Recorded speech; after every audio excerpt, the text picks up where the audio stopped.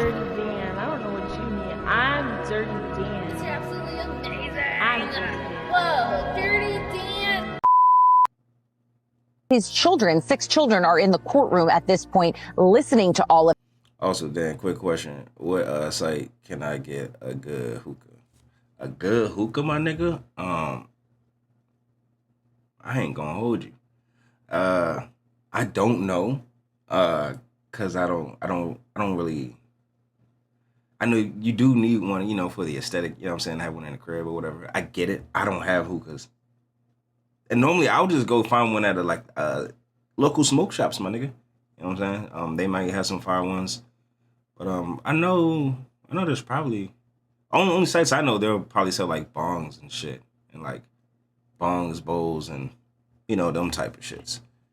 Of this, and the jury was picked knowing that they needed a certain level of comfort to hear these types of descriptions. It was very emotional and really tough to hear, bro. Is there any message for the alleged victim? Do you apologize on behalf of your father? Do you believe your father's innocent? Do you still convince your father that you apologize on behalf of your father? For the first time, You still the 3 stand Combs behind sisters your appeared at the father? trial to provide emotional support for their father, but less than an hour later, they stood up, embraced each other tightly, and left the courtroom in tears. What exactly did the video shown at that moment capture that even Diddy's own daughters could not bear to witness? That video is arguably the most important piece of evidence because it sets the stage when we're talking about coercion or fraud or force. We need you to step to the side. Yeah, you can Step to probably the find a side, fire please. one at the smoke shops. Give us a little space. Give us a little space. Give us a little space. In Manhattan federal court, the air was still before the trial began.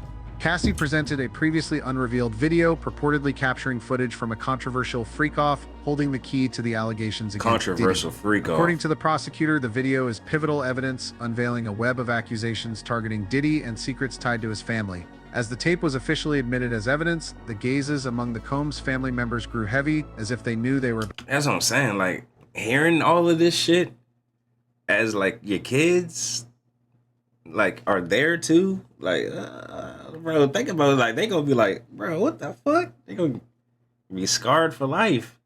They gonna be the kids of the diddler from now on. They're always gonna be the diddler's kids, and they're gonna.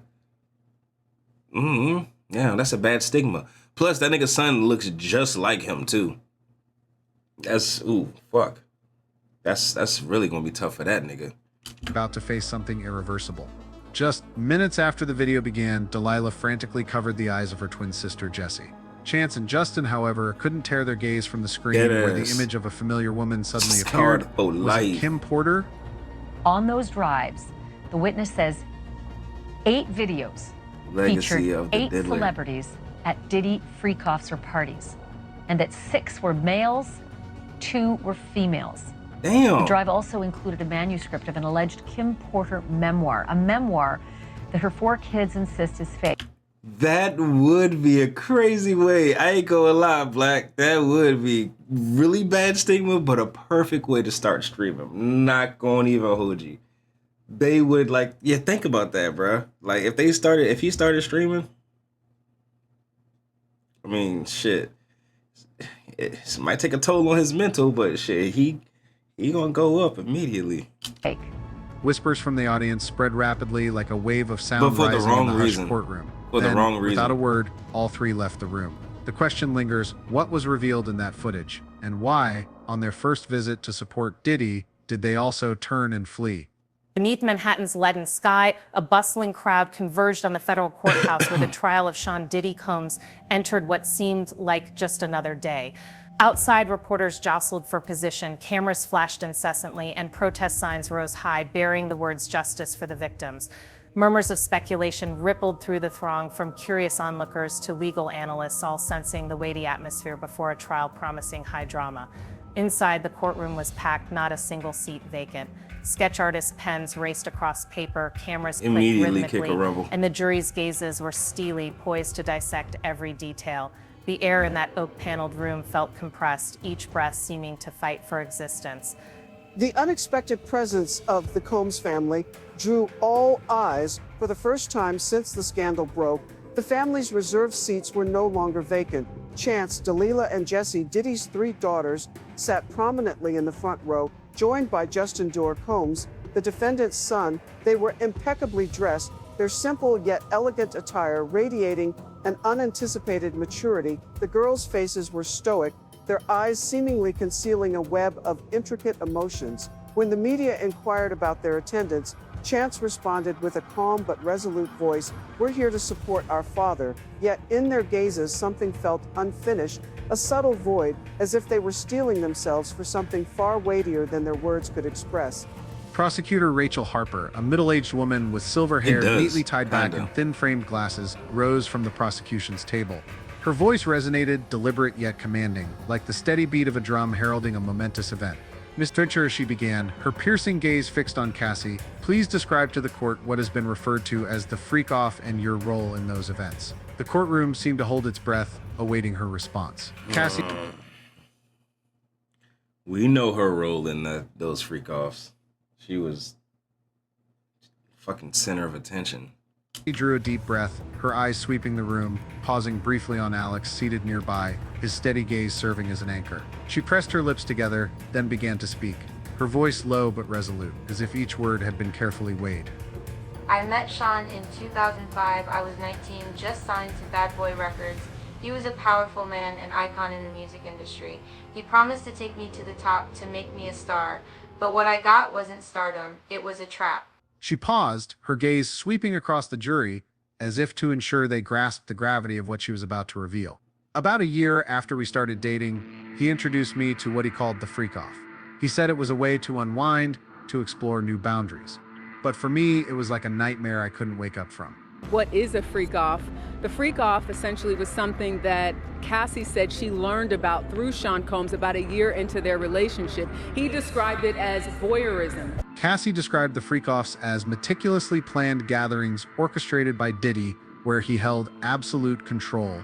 He called it voyeurism. He enjoyed watching me with others, She was the main protagonist. Her voice quivering as she recalled the traumatic memories. But it wasn't just watching. He dictated everything, what I wore, how the room was lit, what acts were performed, even the amount of baby oil we had to apply so our bodies would glisten to his liking.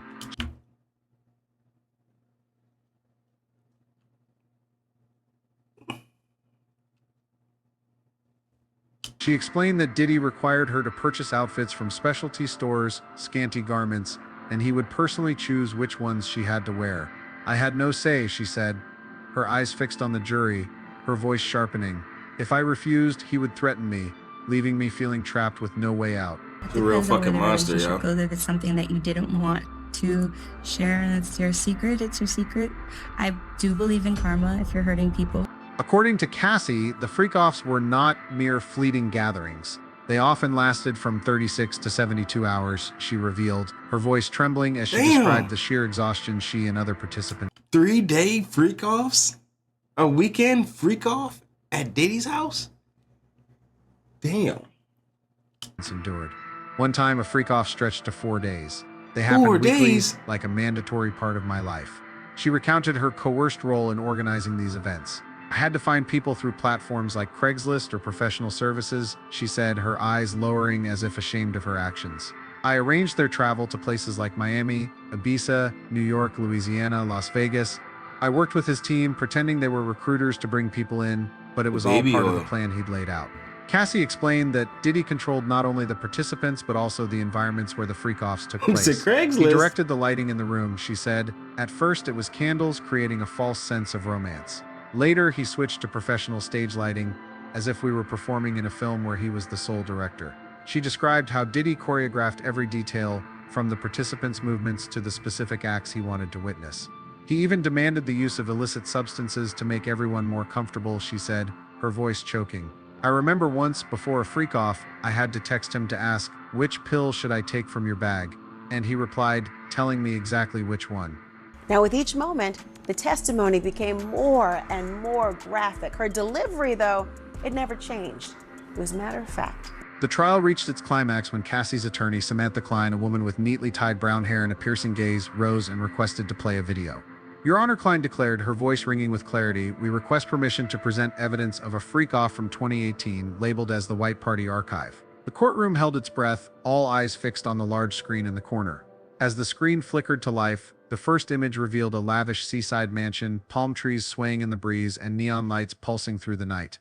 Figures moved in a chaotic blur, electronic music thumping, blending with laughter and indistinct sounds. The video captured what were known as Diddy's white parties, gatherings where celebrities, entrepreneurs, and models convened to revel in a lavish lifestyle. But what unfolded on the screen was not glamour, it was the dark underbelly of these events. Familiar faces, a businessman in a white suit, a pop star with platinum-dyed hair, a model in a shimmering dress, appeared engaging in compromising acts, from using illicit substances to behaviors that crossed ethical boundaries. The atmosphere in the footage was suffocating, like a world where all rules were erased, where power and desire reigned supreme. Cassie, from the witness stand, continued to describe her role in the freak-offs. I wasn't just a participant, she said, her gaze steady yet betraying a flicker of pain. I was forced to organize everything, from recruiting people to ensuring they arrived at the right place at the right time. I worked under his direction, but I didn't want to. I was afraid that if I refused, he would release compromising videos of me.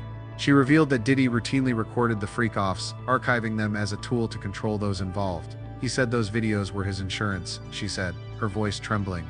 If I didn't do what he wanted, he'd make them public, ruining my reputation and my life. And in her words, she didn't want to do it, but she felt like she had to do it. Shit. So difficult to hear all of these details. The courtroom froze when the video transitioned to a new scene. On the screen appeared a woman seated on a couch, her eyes vacant, seemingly unaware she was being filmed. Her face was painfully clear, Kim Porter, the late mother of Delilah and Jesse.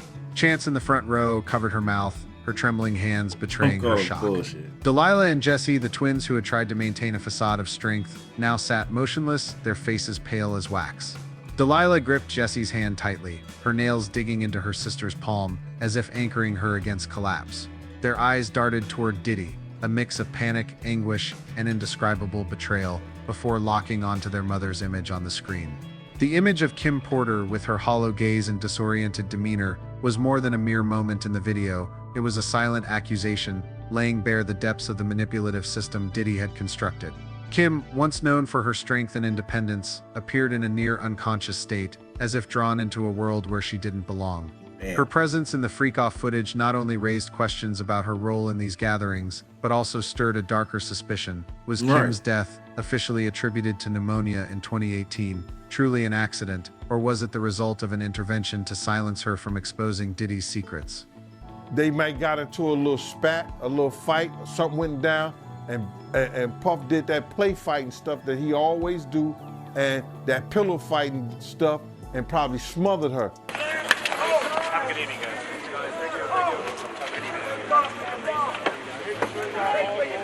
Diddy, no longer able to maintain his composure, slammed the table and stood up, his chair tipping back with a piercing screech. "Stop the video now," he shouted, his voice hoarse, eyes blazing red.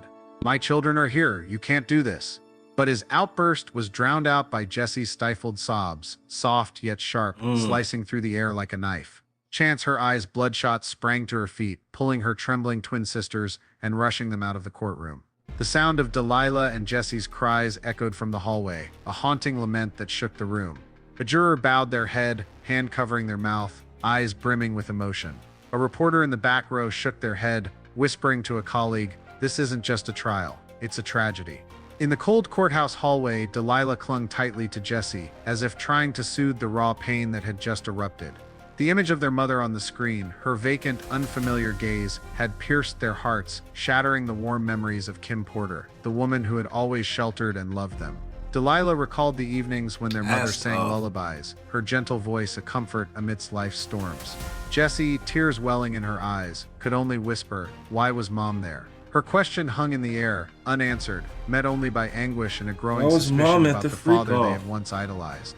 Neither could bear the possibility that Diddy, who had always professed to love them above all else, might have drawn their mother into a dark world, and perhaps even played a role in her death. We are about to play the freak-off videos, and guess who's sitting front row? Diddy's sons are in the courtroom this morning. Diddy's attorney, Victor Langston, a towering man with salt and pepper hair and a voice like rolling thunder, rose to counter. Miss Ventura, he began, his probing gaze fixed on Cassie.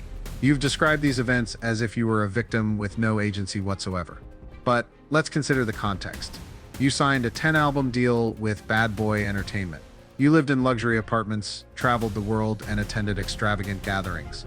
Is it possible you willingly participated in these freak-offs to secure your place in Mr. Combs' world? His question struck like an arrow, causing Cassie to falter momentarily. She took a deep breath, her eyes briefly meeting Alex's, drawing strength from his presence. No, Cassie replied, her voice sharpening, her gaze resolute. I didn't choose. I was coerced. What I received wasn't a reward, it was the price I paid to survive. He controlled everything, my career, my friends, even my thoughts. I had no choice but to follow his demands, because if I didn't, I would lose everything. Her words rang out in the courtroom like a declaration, prompting a few jurors to nod subtly, their eyes reflecting empathy. Langston pressed on, his tone lowering, as if trying to lure Cassie into a trap. Miss Ventura, did you ever collaborate with others, such as Miss Kim Porter, to carry out these freak-offs at Mr. Combs' behest? Were you and Miss Porter willing participants enjoying the lifestyle Mr. Combs provided? The question sent a shiver through the courtroom. The mention of Kim Porter, the late mother of Delilah and Jesse, cut like a razor, reopening the raw pain the Combs family was struggling to conceal. Cassie shook her head, a flash of anguish in her eyes. No, she said, her voice trembling yet firm. Kim was trapped, just like me. We weren't complicit, we were victims of the same system. He made us feel like there was no way out, as if everything we had, our careers, our families, our reputations, depended on pleasing him. Her words struck like a blade, and though Diddy remained seated, his unease was palpable. A finger tapped restlessly on the table, his eyes flickering toward the empty seats where his daughters had been, as if searching for a shred of solace in their absence. The emergence of the video featuring Kim Porter, coupled with Cassie's damning testimony, was not merely a blow to Diddy's reputation, it was a dagger plunged into his deepest vulnerability, his love for his children, Chance, Delilah, and Jesse, the daughters Diddy has always proclaimed as the heart of his existence, were forced to witness their mother in a hollow, lifeless state, as if she were a casualty of the world their father had crafted. The girls' anguish, expressed through their sobs and frantic exodus from the courtroom, underscored the video's devastating impact. Their presence at the trial, precisely when the video was unveiled, sparked public suspicion. Why did Kim Porter's children appear at such a sensitive moment? The coincidence fueled speculation of a deliberate intent to target Diddy's Achilles heel, his devotion to his daughters. While Delilah and Jesse fled in tears, Chance and Justin remained composed, their cold gazes fixed on Diddy rather than following their sisters. This behavior left many wondering, do they truly believe in their father, or does their stoic demeanor conceal a profound doubt, a readiness to confront the truth? For years, the media has portrayed the Combs family as a symbol of unity, especially after the death of Kim Porter, the soul-binding Diddy and his children. Yet, when Chance and Justin appeared at the trial, their presence was not mere support, but a veil for hidden motives, hinting at a silent power struggle within the family. The quiet gazes of Chance and Justin, untouched by Kim Porter's bloodline, harbored what loyalty or a cunning scheme. Chance, Diddy's daughter with Sarah Chapman, grew up on the edge of pain. Not a child of Kim, she drifted in isolation, bereft of warm maternal memories. When Kim passed in 2018, her children clung to cherished moments, while Chance faced only a chilling loneliness. Images of Diddy doting on Kim's children in the media stirred in Chance a nameless ache, casting her as a shadow in the family's tender moments. Justin, Diddy's eldest son with Misa Halton, bore a steely resolve. Unbowed by sorrow, he forged himself into a sharp, cold strategist. Viewing the Combs family as a chessboard of power, Justin mastered Diddy's game, navigating brutal trials and scandals hushed to shield the family's name. Beneath his polished facade, those scars shaped him into a master player, ever poised to upend the board. Unlike Chance, Justin did not succumb to pain but honed his edge, observing the family's unspoken rules from youth. He saw Kim's children bask in a mother's love he never knew, yet rather than envy, he learned to read Diddy. As a father, Diddy both cherished and challenged his children, especially Justin, through fierce rivalries and cryptic tasks. They're literally Rumored twins. scandals Justin faced were silenced by Diddy to protect their legacy. Those hidden wounds transformed Justin into a cunning strategist, always awaiting the moment to reshape the game. The presence of Chance, Delilah, and Jesse at the trial was no mere coincidence. Word had leaked that Diddy had strictly forbidden any family members from attending, a calculated move to safeguard his public image and shield his children from painful revelations. Yet, when the three daughters took their places in the front row alongside Justin and Janice, their arrival stunned onlookers. What drove Kim Porter's children, ever obedient to their father, to defy his command and appear precisely on the day a damning video was unveiled? Suspicions swirled that Justin and Chance, each carrying their own scars and ambitions, had quietly orchestrated a plan to confront Diddy, their true motives shrouded in mystery. Justin, with his sharp intuition, had long recognized Chance's vulnerability. He saw in his sensitive sister, haunted by a sense of abandonment, the key to sparking a rebellion. In the months leading up to the trial, Justin approached Chance not as a comforting brother, but as a sower of doubt. "Have you ever wondered who Dad really is?" he asked in a private conversation, his voice low yet piercing. He shared stories Chance had never heard of controversial white parties, of Diddy's manipulation of those around him, and of Kim Porter, the mother they idolized, who may have been ensnared in circumstances beyond her control. His words stirred the buried pain and injustice Chance had suppressed for years, prompting her to question the father she revered. Though hesitant, Chance couldn't resist Justin's revelations. She reached out to Delilah and Jessie, the sisters she'd always felt distant from. In late-night calls, her voice trembling, she urged, "We need to be there for Dad, but also to understand what really happened." Without mentioning the video or Justin's disclosures, her earnestness persuaded her sisters. Delilah and Jessie, despite their reluctance, agreed to attend, believing their presence would support their father. Unbeknownst to them, Chance, guided by Justin, had unwittingly become part of a larger scheme, though Justin's true aim, vengeance, power, or truth, remained an enigma. Behind the curtain, Justin's machinations went beyond persuading Chance. Whispers emerged that he orchestrated the delivery of the 2018 White Party archive video to Cassie Ventura's lawyer, Samantha Klein. The footage capturing Kim Porter in a vulnerable state at a white party was no random find. Confidential sources suggest Justin tapped his network of allies to funnel the video to Cassie, ensuring it became a pivotal piece of evidence. Yet he moved with caution, fully aware of Diddy's loyal inner circle, ready to shield him at all costs. To safeguard Cassie and her husband, Alex Fine, Justin allegedly arranged discreet security, though this remains speculative. "She's the only one who can speak the truth," he texted a friend via an encrypted app, his tone icy yet resolute if rumors hold true. As the trial unfolded, tension gripped the room. Cassie took the stand, recounting years under Diddy's control, threats and abuse that trapped her in fear. "He wanted me to be his entirely," she said, her voice low but sharp, riveting the jury. Chance, Delilah, and Jessie sat in the front row, each wrestling with private turmoil. Chance masked her unease, torn between loyalty to her father and the truth Justin revealed. Delilah and Jessie, unaware, gazed at their father with love, only to recoil in panic as the video played. When the White Party archive was unveiled, the screen revealed a seaside mansion, neon lights flickering, and chaotic figures, including Kim Porter, the mother who raised them. Delilah and Jessie, frozen in shock, fled sobbing, their cries echoing like a blade through the hall. Diddy leapt up, roaring to stop the video, his eyes blazing, but they lingered on Chance and Justin, sensing their foreknowledge. Chance, her face steely, met her father's gaze, her unflinching eyes demanding answers. Justin, arms crossed, his stare cold, stood unmoved by Diddy's rage. Within him, a chilling satisfaction bloomed as his father's empire teetered under the weight of exposed secrets. Yet, deep in his soul, a pang lingered, where a faint love for the father he once idolized still flickered, tearing him between justice and the agony of betraying blood. On X, the public buzzed with speculation. Hashtags #KimPorterTruth and #DiddySecrets trended, lauding Cassie's courage. She shattered the silence, one post read, praising her resolve. But Kim Porter's video sparked questions. Why did Chance and Justin, not Kim's children, ensure their sister's presence? Some on X speculated that Justin exploited Chance's emotional wounds to exact revenge on Diddy. "Justin craves power, Chance seeks truth," one comment asserted. The trial of Diddy transcends a mere legal battle. It serves as a stark warning about power, manipulation, and the secrets lurking beneath the glamour of the entertainment world.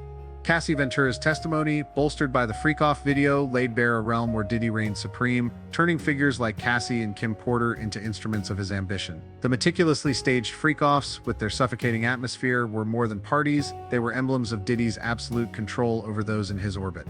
The emergence of Kim Porter's image in the video forced Diddy's daughters, Chance, Delilah, and Jessie, to confront a harrowing truth. The father they once idolized may have drawn their mother into a dark underworld. The anguished cries of Delilah and Jessie as they fled the courtroom bore witness to the wounds inflicted by these revelations. Meanwhile, the stoic composure of Chance and Justin sparked questions. Do they truly believe in their father, or are they concealing private agendas? As the trial presses on, the public awaits answers to deeper questions. Were the freak-offs merely a facet of a lavish lifestyle or evidence of a meticulously organized criminal network? More crucially, was Kim Porter's death truly an accident or a secret Diddy sought to bury? These lingering uncertainties cast a long shadow, challenging the world to unravel the truth behind the man once celebrated as a cultural icon. The thing with The whole thing I really took away from that one was just like, yo, that just sucks for the kids. That ass sucks for the kids.